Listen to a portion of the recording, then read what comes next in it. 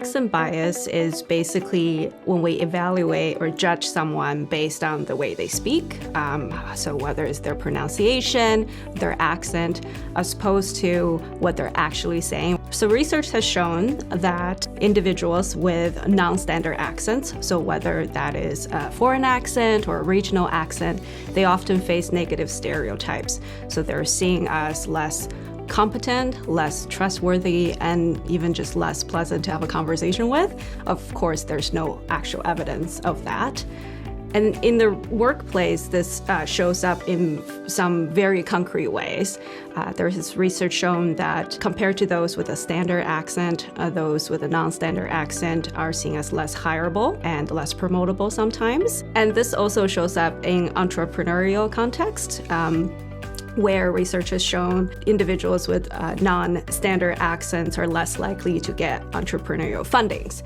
And this is pretty important given that many immigrants tend to have a foreign or non-standard accent, often turn to entrepreneurship as a way to build their new lives in a new country.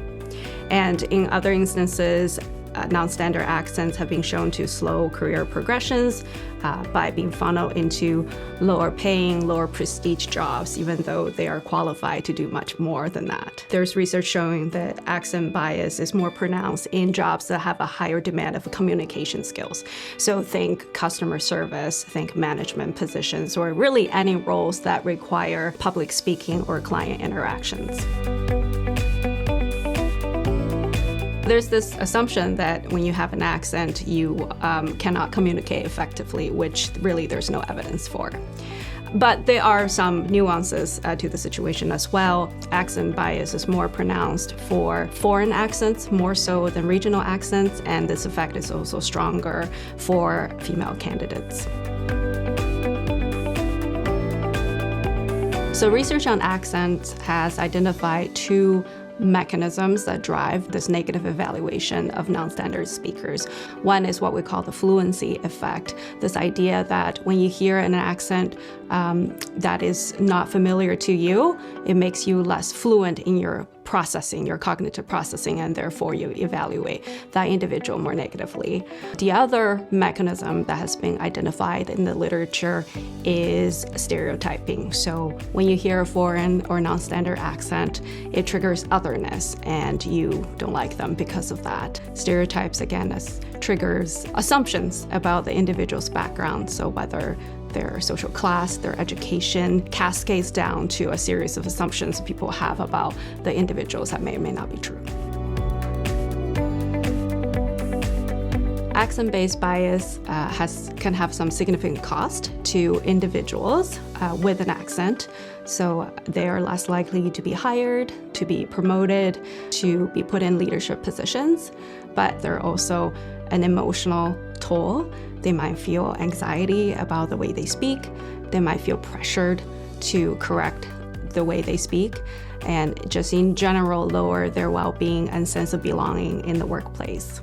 And for organizations, the impact can also be quite substantial.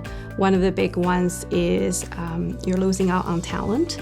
To the extent that hiring managers have accent-based bias, they might disqualify candidates that are in fact suitable for the role purely based on their accents.